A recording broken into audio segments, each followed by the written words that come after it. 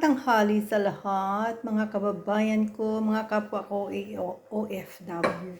Tingnan nyo, nag-imbento na naman ako ng makakain ko. Ayan, nagluto ako ng arroz caldo, pero yung arroz caldo, tingnan mo, nilagyan ko ng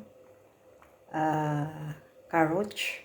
And then, yung carrots ko, ilalagay ko dito sa taas ng aking alusima na kinuha kanina sa garden. Let's see what will happen. Kasi salad ko sana, kaya lang kunti lang naman. So, itong gagawin ko ngayon. This is my new recipe. Hindi ko alam kung ano, pero tinikman ko, masarap naman siguro. Ha ha ha ha. Diba? Ganyan lang kasimple ako magluto. Wala akong pakialam kung ano man yan. Basta ang alam ko, ano lang. Tikman ko nga.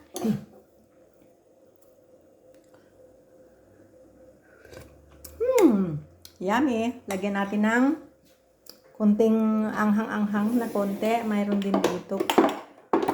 Full biberwar, tabi ke. Ayan na. Konti lang. Mamaya maanghang na yan siya. O di, happy to na sa akin. Adikal.